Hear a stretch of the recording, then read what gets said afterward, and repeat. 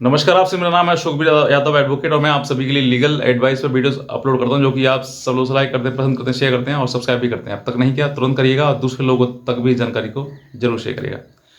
हमारे पास एक कमेंट आया कि सर मैं अपनी पत्नी को हरगिज अपने साथ नहीं रखना चाहता हूँ या फिर मैं उसके साथ नहीं रहना चाहता हूँ क्योंकि उसने मेरी नाक में दम कर रखा है। मेरे मान सम्मान इज्जत सब कुछ की धज्जियाँ उड़ा कर रख दी हैं उसने। ना तो उसकी कोई वो अपनी को इज्जत करती है और ना मेरी कोई इज्जत करती है। और अब जो है वो उसने दूसरा कोई व्यक्ति ढूंढ लिया है जिससे वो बातचीत करती है फ़ोन पर लगातार। मैंने उसको कई बार पकड़ लिया, मैंने समझाया मनाया उसको, लेकिन वो नहीं मानती है और वो झगड़ा मुझसे बहुत ज़्यादा करती है। अब मेरा जो उम्र है वो लगभग 35 साल के आसपास हो गया है और अब मैं चाहता हूँ कि मैं उसके साथ नहीं रहूँ क्योंकि मेरा अब तक शुरुआत से लेकर अब तक का जो जीवन है वो सिर्फ और सिर्फ कलेश में रहा है। तो क्या मैं कोर्ट में जाकर साफ इनकार कर सकता हूँ कि मैं अपनी पत्नी को नहीं रखूँगा, और अगर करता हूँ तो मेरे ऊपर क्या एक्शन होगा? तो आज मैं आपको यही इसी प्रश्न का आंसर आपको दूंगा क्योंकि ऐसे बहुत सारे हैं जो लोग जिनके साथ में जिनकी पत्नियां बहुत गलत कर देती हैं। अब वो कुछ पत्नी की बात कर रहा हूँ जो गलती करती हैं, सभी के नहीं, क्योंकि अगर सभी एक श्रेणी में आ जाएंगे तो फिर इस संसार का क्या होगा।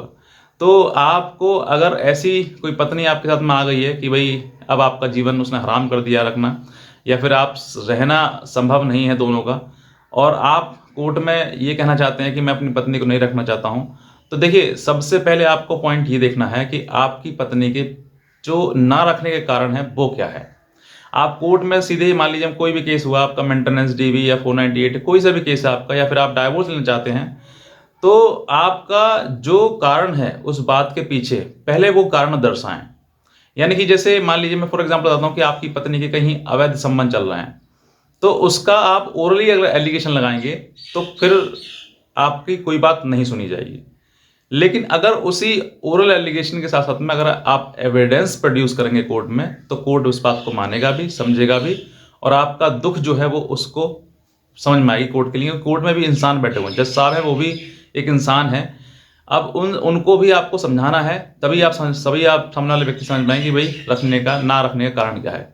क्योंकि बहुत सारे परिवार ऐसे टूट रहे हैं जिनको कुछ कारणों की वजह से, जिसमें कि उसके लड़ाई झगड़े के दौरान जो है वो पत्नी के कहीं और संबंध हो जाते हैं, फिर पति के कहीं और संबंध हो जाते हैं, दोनों कहीं और व्यक्ति कहीं और देखने लगते हैं, और फिर इस कारण जो है वो जो परिवार जिसमें आपने शादी करी है, जो संबंध बनाया है संसार बनाने के लिए, अपना परिवार बनाने के लिए, वो कहीं ना कहीं टूट जाता है।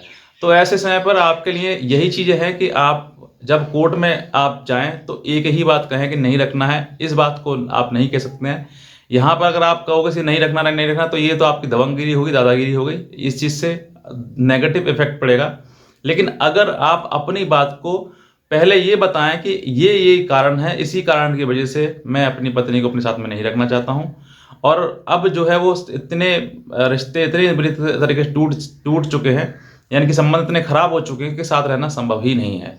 तो कोर्ट इस बात को आपकी मानेगा कि हाँ ये कारण है। अगर वो कारण आप उन सब चीज़ों को आप प्रूफ कर देते हैं, तो आपके द्वारा कही हुई बात जो आपने इनकार किया है कोर्ट में कि मैं नहीं रखूंगा साथ, नहीं रह सकता साथ में पत्नी की अपनी, तो वो कारण भी आपका सिद्ध हो जाएगा, यानी कि सही हो जाएगा।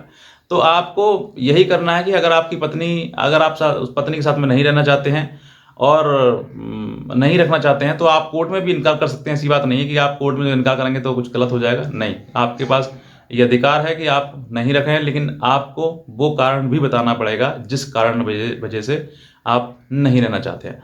अब कारण ये नहीं, छोटे मोटे कारण नहीं, सर मुझसे लड़ती है, सर मेरे घर में कलेश करती है, सर ये करती है, खाना नहीं देती है, ये छोटी मोटी चीज़ें नहीं। ये छोटी मोटी अगर आप बातें बताएंगे तो इन बातों से नेगेटिव इफेक्ट पड़ता है। कोई बड़ा ब्लंडर मिस्टेक हुई हो, कोई गलत चीज़ें हुई हो, तब आप इन सब चीज़ों को बता सकते हैं, और तब इन सब बातों को कोर्ट कंसीडर भी करेगा। अब बात करते हैं इसी चीज़ का नया क्या है, नए कानून में जो 1 जुलाई से लागू हुआ है, BNNS। तो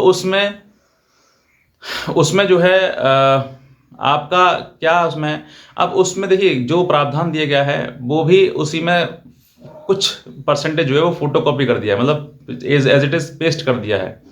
ज़्यादा बदलाव नहीं है।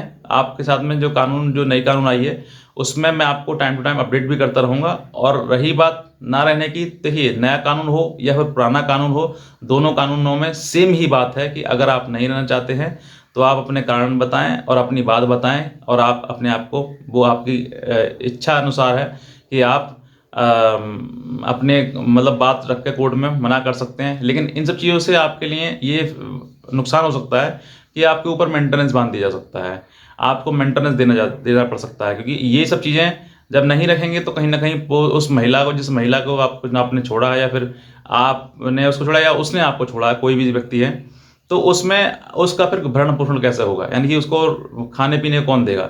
अगर वो वर्किंग है या काम कर सकती है तो फिर बहुत अच्छी बात है, तो आपको कोई ज़रूरत है नहीं उसको मेंटेन करने की। लेकिन अगर वो अनपढ़ है या फिर किसी कार्य करने में सक्षम नहीं है, तो फिर वो महिला जो है मेंटेनेंस की भी हकदारी नहीं है, मेंटेनेंस भी उसको नहीं दिया जाएगा।